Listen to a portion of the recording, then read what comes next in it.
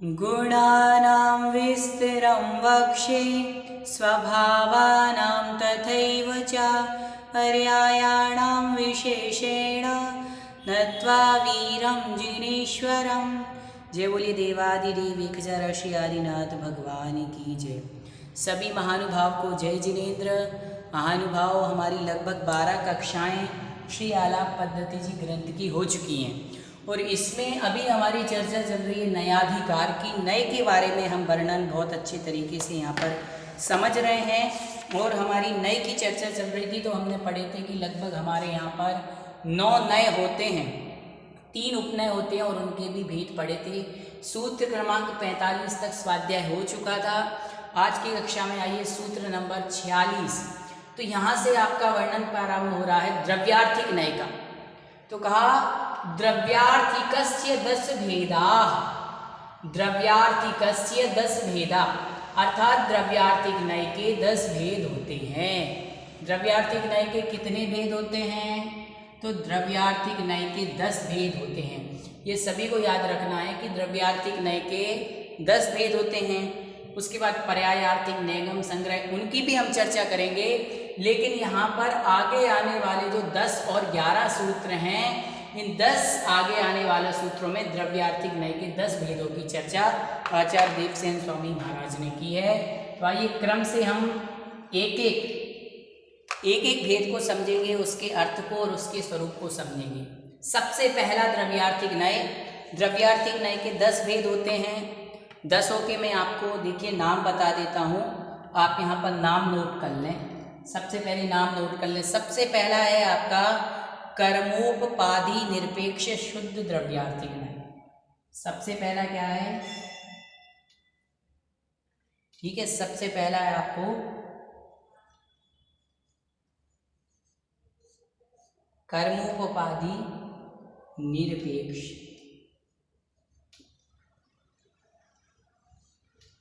शुद्ध द्रव्यार्थिक नय।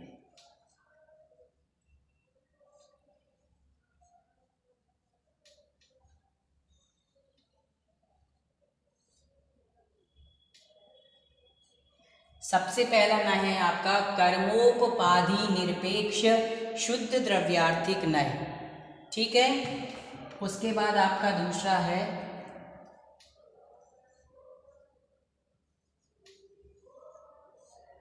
उत्पाद व्यय गौण।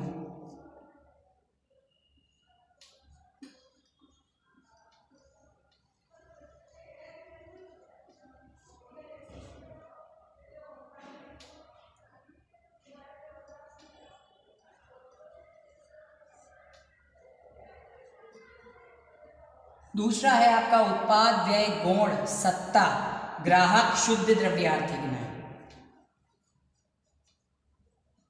देखो यहाँ पर सबसे पहले जो शुद्ध द्रव्यार्थिक नय है, तो यहाँ पर आपके 3 आएंगे शुद्ध द्रव्यार्थिक नय। तीसरा है आपका भेद कल्पना।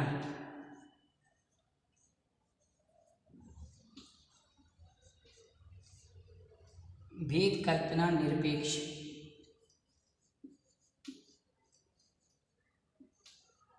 शुद्ध द्रव्यार्थिक नय।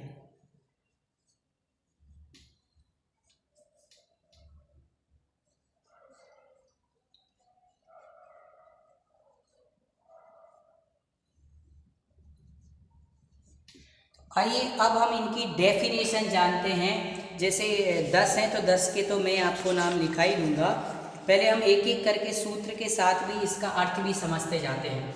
तो जो पहला नय है आपका कर्मोपपादी निरपेक्ष शुद्ध द्रव्यार्थिक नय। थोड़ा सा कठिन है, थोड़ा सा जटिल है, लेकिन समझना है हमें। तो पहला पढ़ते हैं, कर्मोपपादी निरपेक्ष शुद्ध द्रव्यार्थिक। पहले नय का नाम देखो इसमें ही दिया है, कर्मोपपादी निरपेक्ष शुद्ध द्रव्यार्थिक। कर्मोपपादी शुद्ध निरपेक्ष जो शुद्ध द्रव्यार्थिक नय है उसका स्वरूप बता रहा है। कर्मोपपादी निरपेक्ष शुद्ध द्रव्यार्थिक यथा संसारी जीव सिद्ध सदृक् शुद्धात्मा। सिद्ध सदृक् शुद्धात्मा, सिद्ध सदृक् शुद्धात्मा। अब इसका अर्थ यहाँ पर कह रहे हैं कि जो कर्मोपपादी निरपेक्ष शुद्ध द्रव्यार्थिक नय है उसका स्वरूप क्या है। तो कह रहा है यथा अर्थात जैसे, संसारी जीवा जैसे कि संसारी जीव, उदाहरण इन्होंने समझने के लिए क्या दिया, जैसे कि संसारी जीव सिद्ध सदृक सिद्ध के समान, शुद्ध आत्मा है। मैं संसारी जीव हूँ, मैं कौन हूँ, मैं संसारी जीव हूँ, परंतु मेरी जो आत्मा है वह किसके समान है, सिद्ध भगवान के समान है, शुद्ध है। मेरी आत्मा कैसी है, शुद्ध है, वो तो कर्मों के कारण से क्या हुई है, ढकी हुई है। मेरी आत्मा में तो ना तो बंध है ना स्पर्श है, कुछ भी नहीं है। मेरी आत्मा सिद्ध सदृश अर्थात सिद्ध के समान है। ये पहला नय है कर्मोपपादी निरपेक्ष शुद्ध द्रव्यार्थिक नय, अर्थात कर्म की उपाधि से क्या है, ये रहित है। यह इस नय का जो विषय होता है वो कर्म की उपाधि के विषय से रहित होता है। समझ गए। जब भी हम इसकी चर्चा करेंगे, जीव वरण कर्मों से सहित तो है, जैसे मैं हूँ, मैं आठों कर्मों से सहित हूँ, परंतु कर्मोपपादी निरपेक्ष शुद्ध द्रव्यार्थिक नय यह कहता है कि मेरी आत्मा कैसी है, शुद्ध है, यह सिद्ध भगवान के समान है। ये कौन सा नय हुआ, कर्मोपपादी निरपेक्ष शुद्ध द्रव्यार्थिक नय का स्वरूप हुआ। अब आपको बता दें, सबसे पहले तो आप एक चीज़ समझ लीजिए, द्रव्यार्थिक नय किसे कहते हैं। द्रव्यार्थिक नय ये भी आपको बहुत ज़्यादा समझना जरूरी है। जब भी आप चर्चा करेंगे तो आपसे कोई यही पूछ ले कि द्रव्यार्थिक नय क्या कहलाता है, आखिर द्रव्यार्थिक नय ये तो आप पढ़ रहे हैं, तो आपको बताना है कि द्रव्यार्थिक नय द्रव्य, सामान, अभेद, उत्सर्ग और अन्वय ये सब एकार्थवाची हैं, ये सब एकार्थवाची हैं। द्रव्य है प्रयोजन जिसका, उसे द्रव्यार्थिक नय कहते हैं। द्रव्य ही जिसका प्रयोजन है उसे क्या कहते हैं, द्रव्यार्थिक नय कहते हैं। जहाँ पर द्रव्य की चर्चा चलती है, जहाँ पर द्रव्य का विषय चर्चा है, वह द्रव्यार्थिक नय कहलाता है। द्रव्य जिसका विषय है उसे द्रव्यार्थिक नय कहते हैं, सिंपल सी बात है। तो अब पहला जो नय था आपका कर्मोपपादी निरपेक्ष शुद्ध द्रव्यार्थिक नय, उसका स्वरूप हुआ। अब दूसरा आ रहा है, दूसरा है आपका उत्पाद व्यय गौण सत्ता ग्राहक, उत्पाद व्यय गौण सत्ता ग्राहक शुद्ध द्रव्यार्थिक नय। तो उसके लिए कह रहे उत्पाद व्यय गौणत्वेन सत्ता ग्राहक शुद्ध द्रव्यार्थिको यथा द्रव्यम नित्यम, यथा द्रव्यम नित्यम, उत्पाद व्यय गौणत्वेन सत्ता ग्राहक शुद्ध द्रव्यार्थिको यथा द्रव्यम नित्यम। तो इसके स्वरूप में बता रहे हैं, इसका अर्थ बता रहे हैं कि उत्पाद व्यय को गौण करके सत्ता को ग्रहण करने वाला शुद्ध द्रव्यार्थिक नय कहलाता है। क्या करने वाला है ये नय, क्या है, शुद्ध द्रव्यार्थिक नय है, परंतु ये क्या करता है, उत्पाद और व्यय को गौण कर देता है। उत्पाद और व्यय को क्या करता है, गौण करता है, और मात्र सत्ता को ग्रहण करता है, इसलिए इसका नाम है उत्पाद व्यय गौण सत्ता ग्राहक शुद्ध द्रव्यार्थिक नय। जैसे द्रव्यम नित्यम, जैसे द्रव्य क्या है, नित्य है, और इसने कोई चीज ग्रहण नहीं की कि द्रव्य है कैसा, द्रव्य का स्वरूप क्या है, द्रव्य किस प्रकार से होता है, मात्र यहाँ पर चर्चा किसकी कर रहा है कि द्रव्य कैसा है, नित्य है। समझ गए, इतनी बात सभी को समझ में आ गई होगी। द्रव्य का विषय कैसा है, नित्य है। चलें, अब ये दो हो गए। पहले में क्या था कि जीव कर्मों से सहित है, परंतु पहला नय कर्मोपपादी निरपेक्ष शुद्ध नय द्रव्यार्थिक नय ने क्या माना कि जीव सिद्ध के समान है, यथा संसारी जीवा सदृक सिद्ध सदृक शुद्धात्मा। ठीक। दूसरा यथा द्रव्यम नित्यम, उदाहरण याद रखो, इसका अर्थ है कि उत्पाद और व्यय को गौण करके मात्र सत्ता का ग्रहण करना हुआ शुद्ध द्रव्यार्थिक नय का। अब तीसरा आ रहा है भेद कल्पना निरपेक्ष शुद्ध द्रव्यार्थिक नय। तो कह रहे भेद कल्पना निरपेक्षा शुद्धो द्रव्यार्थिको यथा निज गुण पर्याय स्वभावात् द्रव्यम अभिन्नम, द्रव्यम अभिन्नम, ऐसा यहां से निकलेगा। भेद कल्पना निरपेक्षा शुद्धो द्रव्यार्थिको यथा निज गुण पर्याय स्वभावात् द्रव्यम अभिन्नम। इसका अर्थ यहाँ पर निकलेगा शुद्ध द्रव्यार्थिक नय शुद्ध द्रव्यार्थिक नय की जो चर्चा चल रही है, तो कहा शुद्ध द्रव्यार्थिक नय भेद कल्पना की अपेक्षा से रहित है।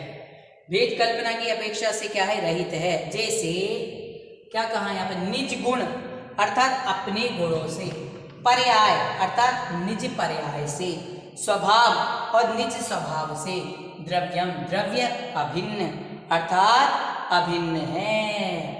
अपनी गुण से, अपनी पर्याय से, अपने स्वभाव से जो द्रव्य कैसा है वह अभिन्न है, भेद कल्पना की अपेक्षा से रहित है। आप इसमें भेद नहीं कर सकते, भेद की आप कल्पना भी नहीं कर सकते कि गुण क्या है अलग है, पर्याय क्या है अलग है। जीव जिस पर्याय में है उसी पर्याय में हो गया, आप उसमें भिन्नता की कल्पना नहीं कर सकते। इस प्रकार से 3 प्रकार का, तो आप ये समझ लीजिए 3 प्रकार का द्रव्यार्थिक नय, वैसे 10 प्रकार का, लेकिन शुरू के जो 3 प्रकार है वो सिंपल है। सबसे पहला क्या है कि जीव कर्म उपाधि से रहित शुद्ध है। पहला क्या कहा? जीव कर्म उपाधि से रहित शुद्ध द्रव्यार्थिक नय। दूसरा, उत्पाद और व्यय को गौण करके मात्र सत्ताग्राहक शुद्ध द्रव्यार्थिक नय। और तीसरा है भेद कल्पना से रहित निरपेक्ष अर्थात भेद कल्पना से रहित शुद्ध द्रव्यार्थिक नय, मतलब आपको कल्पना नहीं करनी है। इस प्रकार से 3 प्रकार का आपका द्रव्यार्थिक नय ये हुआ। अब चौथे प्रकार का हम द्रव्यार्थिक नय पढ़ेंगे, चर्चा कर रहे हैं अभी।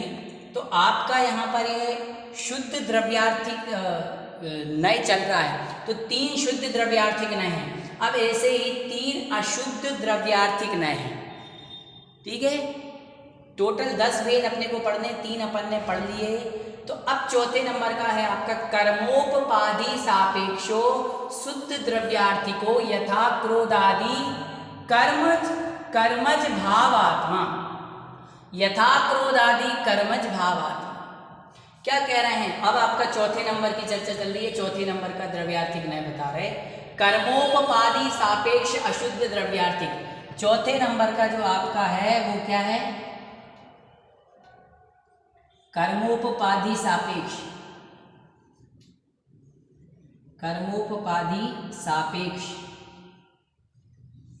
अशुद्ध द्रव्यार्थिक नय।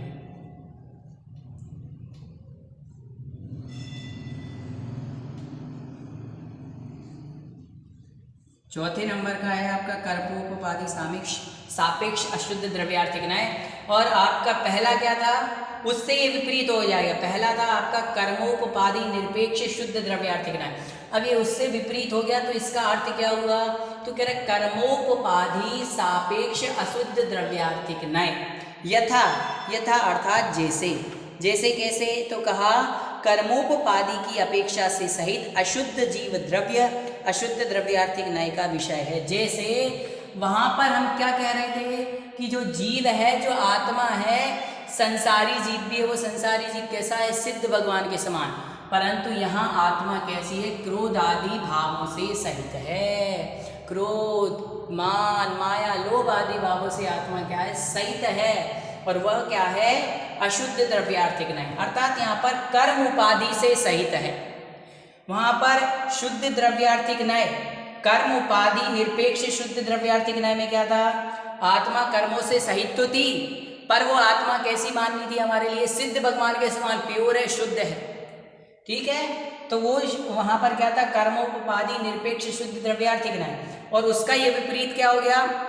कर्मों से सहित है, तो कर्मोपपादि सापेक्ष मतलब सहित अशुद्ध द्रव्यार्थिक नय, ठीक है। इसके बाद 5वें नंबर का आपका आ गया। 5वें नंबर का है उत्पाद व्यय सापेक्षो शुद्ध द्रव्यार्थिको यथैकस्मिन् समये द्रव्य मुत्पाद व्यय द्रव्यात्मकम। क्या कह रहे हैं यहाँ पर? उत्पाद व्यय सापेक्षो, और यहाँ से संधि विच्छेद करेंगे तो अशुद्ध पढ़ेंगे, नहीं तो शुद्ध द्रव्यार्थिको यथैकस्मिन् समये द्रव्य मुत्पाद व्यय द्रव्यात्मकम। कह रहे हैं कि उत्पाद व्यय सापेक्ष अशुद्ध द्रव्यार्थिक नय। अब देखो, है ना, अपन ने वहां क्या पढ़ा था? उत्पाद व्यय और उत्पाद व्यय की अपन ने वहां पर क्या पढ़ा था? जब हम चर्चा कर रहे थे तो उत्पाद व्यय को गौण करके मात्र सत्ता को ग्रहण किया था। अब यहाँ पर कह रहे हैं कि किसको ग्रहण करना है हमारे लिए, कर्मोपपादी वाला तो हो गया, फिर का उत्पाद व्यय सापेक्ष,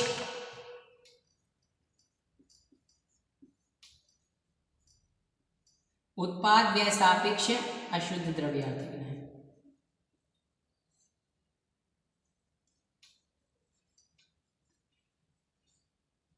पांचवें नंबर का आपका क्या हो गया, उत्पाद व्यय सापेक्ष, अर्थात जो उत्पाद और व्यय से सहित है।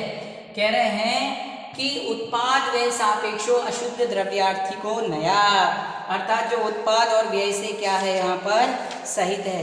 कैसे उत्पाद व्यय से सहित है, तो कहा इन्होंने कि उत्पाद व्यय की अपेक्षा से सहित जो द्रव्य अशुद्ध द्रव्यार्थिक नय है वह क्या कहलाता है, अशुद्ध द्रव्यार्थिक नय, उत्पाद व्यय सापेक्ष वाला।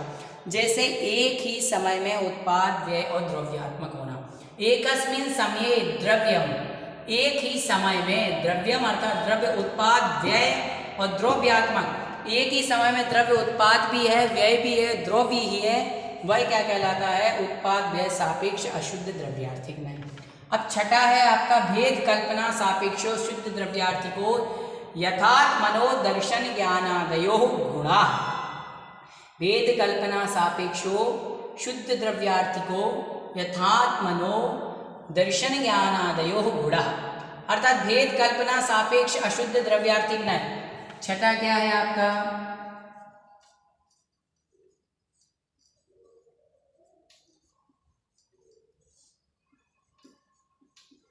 भेद कल्पना सापेक्ष, भेद कल्पना सापेक्ष अशुद्ध द्रव्यार्थिक नय। वहां पर क्या था, भेद कल्पना निरपेक्ष, तो यहाँ पर बता रहे हैं भेद कल्पना सापेक्ष अशुद्ध द्रव्यार्थिक नय में यथात् मनो ज्ञानादयो गुणा। तो क्या कह रहे हैं कि आत्मा के ज्ञानादि, ज्ञानादि मतलब दर्शन ज्ञानादि क्या है, गुण है। आत्मा का दर्शन गुण है, आत्मा का ज्ञान गुण है, इस प्रकार की क्या करना, भिन्न भिन्नता करना। वहाँ पर तो अभिन्नता थी कि आत्मा में दर्शन अलग नहीं है, ज्ञान अलग नहीं है, चारित्र अलग नहीं है, परंतु यहाँ पर क्या कह रहे हैं, आत्मा में दर्शन गुण है, आत्मा में ज्ञान गुण है, आत्मा में अनंत सुख है, अनंत वीर है, अव्यावादत्व है। तो इस प्रकार से चर्चा करना, ये भेद कल्पना सापेक्ष अशुद्ध द्रव्यार्थिक नय। तो तीन नय तो आपके सबसे पहले तीन शुद्ध द्रव्यार्थिक और तीन अशुद्ध, तो जो शुद्ध हैं उनके विपरीत क्या है, अशुद्ध। तो इस प्रकार से यहाँ पर 6 आपके हो गए। आइए यहाँ पर 6 की चर्चा हो गई हमारी। अब हम 7वां पढ़ते हैं। 7वें नंबर है, 7वें नंबर का द्रव्य कहा, अन्वय सापेक्षो द्रव्यार्थिको यथा गुण पर्याय स्वभाव द्रव्यम। अन्वय सापेक्षो द्रव्यार्थिको यथा गुण पर्याय स्वभावम द्रव्यम। 7वें नंबर का है आपका अन्वय सापेक्ष द्रव्यार्थिक नय।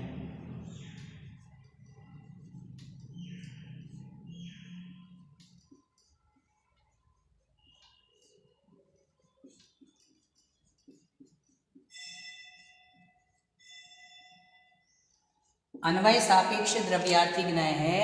अन्वय सापेक्ष द्रव्यार्थिक नय क्या कहता है, यथा गुण पर्याय स्वभावम द्रव्यम, जैसे गुण और पर्यायों का स्वभाव। यहाँ पर कहा गया कि संपूर्ण गुण और पर्याय और स्वभावों में द्रव्य को जो अन्वय रूप से ग्रहण करता है वह क्या कहलाता है, अन्वय सापेक्ष द्रव्यार्थिक नय।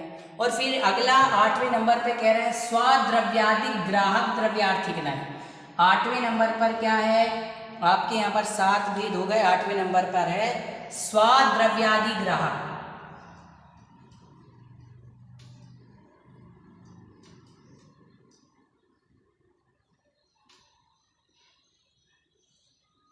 स्वाद्रव्यादि ग्राहक द्रव्यार्थिक नय। 8वां क्या है, स्वाद्रव्यादि ग्राहक द्रव्यार्थिक नय। यथा स्वाद्रव्यादि चतुष्टयापेक्षया द्रव्यम अस्ति। क्या कह रहे हैं, स्वाद्रव्यादि चतुष्टयापेक्षया द्रव्यम अस्ति। उदाहरण दे रहे तो यहाँ पर समझाया गया स्वाद्रव्य, स्वाद्रव्यादि की अपेक्षा स्वाद्रव्य, स्वाक्षेत्र, स्वाकाल और स्वस्वभाव की अपेक्षा से द्रव्यम अस्ति द्रव्य है, ये स्वाद्रव्यादि ग्राहक। और इसके विपरीत आ गया है पर द्रव्यादि ग्राहक। पर 9वें नंबर का आ जाएगा आपका पर। पर द्रव्यादि ग्राहक। इसका विपरीत हो गया पर द्रव्यादि, जो क्या करता है पर अर्थात जो दूसरे पदार्थ हैं, दूसरी वस्तु है, उनको क्या कहता है, नहीं है। जैसे कि इन्होंने कहा पर द्रव्यादि ग्राहक द्रव्यार्थी न्याय क्या कहता है, स्वाक्षेत्र पर क्षेत्र पर काल। ये तो किसको ग्रहण कर रहा है, स्वाक्षेत्र, अपने क्षेत्र को, अपने काल को, अपने द्रव्य को। और ये क्या कर रहा है, पर द्रव्य पर क्षेत्र पर काल को द्रव्य की अपेक्षा द्रव्य नास्ति रूप है। द्रव्य कैसा है, नास्ति रूप, द्रव्यम नास्ति, द्रव्य नहीं है, ये पर द्रव्यार्थिक न्याय। और स्वद्रव्य की अपेक्षा द्रव्यम अस्ति, ये क्या है, स्वद्रव्यार्थिक न्याय। अब आगे करा परम भाव ग्राहक, 10वें नंबर का है आपका परम भाव ग्राहक। परम भाव ग्राहक, परम भाव ग्राहक क्या कहता है, यथा ज्ञान रूप आत्मा अत्र अनेक स्वभावानां मध्ये ज्ञानाख्या परम स्वभावो ग्रहीता। ज्ञान रूप आत्मा ऐसा करना परम द्रव्यार्थिक ग्राहक द्रव्यार्थिक न्याय है। इसमें जीव के अनेक स्वभावों में से ज्ञान नामक परम भाव को ग्रहण किया।